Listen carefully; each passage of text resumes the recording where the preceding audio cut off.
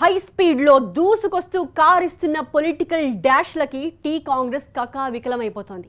Operation pink ని ఎలా ఎదుర్కోవాలో అర్థం కాక కాంగ్రెస్ కండువాలు అల్లాడిపోతున్న వేళ ఆపరేషన్ లోటస్ మొదలైంది. అటు కారు ఇటు కమలం జరుగుతోంది చూస్తుంటేనే హడలెత్తిపోతున్నారు కాంగ్రెస్ నేతలు. ఇక జరగబోయేదేంటో ఊహించుకోవడానికి కూడా భయపడిపోతున్నారట. బీజేపీ అధిష్టానం తెలంగాణలో గీస్తున్న స్కెచ్ ఏంటి? కమలం ఫోకస్ లో ఇంకా ఎన్ని కాంగ్రెస్ కండువాలున్నాయి? పార్టీ వీడుతున్న వాళ్ళు చేస్తున్న విమర్శలు వినలేక చెవులు మూసుకోవడం, వాళ్ళ ఆరోపణలను తిప్పికొట్టడానికి ఆయాసపడ్డం ప్రయాసపడ్డం మినహా తెలంగాణ కాంగ్రెస్ ఏమీ చేయలేదా?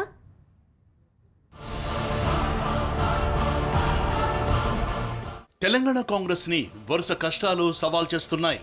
తెలంగాణ కాంగ్రెస్ సమస్యల సుడిగుండంలో కొట్టుమిట్టాడుతోంది. ఇవన్నీ తెలిసినవే.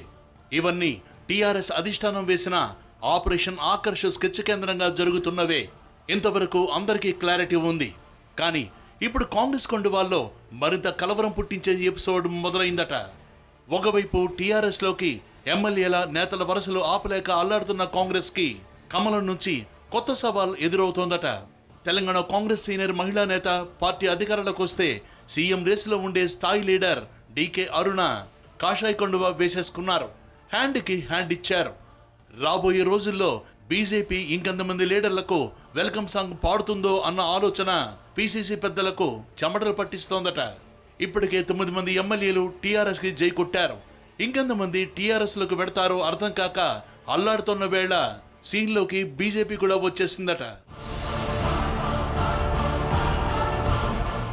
డీకే అరుణ బీజేపీలోకి వెళ్లడం అన్నది అప్పటికప్పుడు జరిగిన ఎపిసోడ్ కాదట.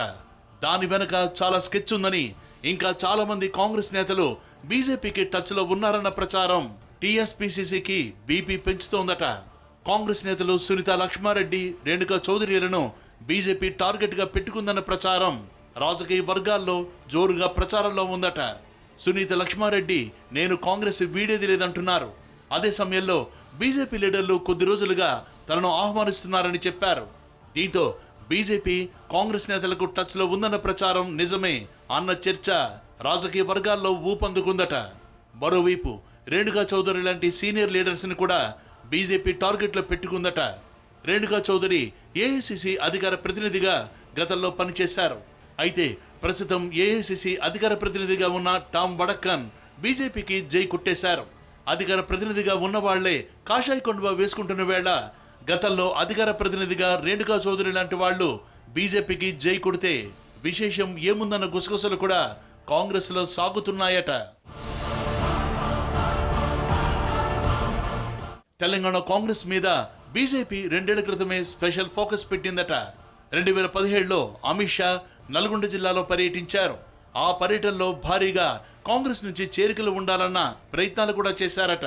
డీకే అరుణ, కోమటిరెడ్డి బ్రదర్స్, మాజీ మంత్రి ప్రసాద్, రేవంత్ రెడ్డి తదితర నేతల్ని నాడే బీజేపీ టచ్ చేసిందట.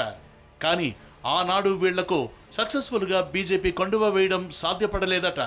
దీంతో నాడు పెట్టుకున్న టార్గెట్ ని ఇప్పుడు రీచ్ అవ్వడానికి కమల్నాథులు ప్రయత్నిస్తున్నారన్న చర్చ పొలిటికల్ సర్కిల్స్ లో సాగుతోందట. పాత ఫైల్స్ ని బీజేపీ దులుపుతోందని, కానీ ఈసారి మాత్రం ఎంతో కొంత సక్సెస్ సాధించడం ఖాయమని, డీకే అరుణ బీజేపీలోకి వెళ్లడమే అందుకు ఉదాహరణ అని రాజకీయ వర్గాలు చెబుతున్నాయట. బీజేపీ అధిష్టానం తెలంగాణలో బలపడ్డం మీద ఫోకస్ పెట్టిన నేపథ్యంలో టీ కాంగ్రెస్ నేతల్ని ఆకర్షించే ఆపరేషన్ ని రామ్ మాధవ్ కి అప్పగించిందని కాంగ్రెస్ కండువాల మధ్య గుసగుసలు నడుస్తున్నాయట. తెలంగాణలో కాంగ్రెస్ భవిష్యత్తు లేదని భావిస్తున్న నేతలు, అలానే పీసీసీ పెద్దల తీరు ఏమాత్రం నచ్చని నేతలు టీఆర్ఎస్ వైపు చూస్తున్నారు. అయితే టీఆర్ఎస్ మీద తీవ్ర స్థాయిలో విమర్శలు చేసిన వాళ్లు, కేసీఆర్ నాయకత్వంలో పనిచేయడానికి అంగీకరించలేని వాళ్లకు బీజేపీ ప్రత్యామ్నాయంగా కనిపిస్తోందట. సరిగ్గా ఈ కోణంలోనే అటు బీజేపీ కూడా తన పని మొదలుపెట్టిందట. ఇప్పటికే అసెంబ్లీ ఎన్నికల్లో ఘోర ఓటమితో కాంగ్రెస్ ఢీలా పడిపోయింది. ఆ తర్వాత దెబ్బ మీద దెబ్బ అన్నట్టుగా 9 మంది ఎమ్మెల్యేలు టీఆర్ఎస్ కి జై కొట్టడంతో ప్రధాన ప్రతిపక్ష హోదా లేకుండా పోయింది. పార్లమెంటు ఎన్నికల్లో పరువు దక్కించుకోవడం ఎలాగో అర్థం కాని వేళ ఇటు బీజేపీ కూడా కాంగ్రెస్ కండువాలకు వెల్కమ్ సాంగ్ ప్లే చేయడం మొదలు పెట్టేసింది. దీంతో టీఆర్ఎస్ లోకి జంప్ చేసే నేతలెవరో, కాషాయ కొండువ వేసుకునే నేతలెవరో అన్న టెన్షన్ తెలంగాణ కాంగ్రెస్ ని వణికిస్తోందట.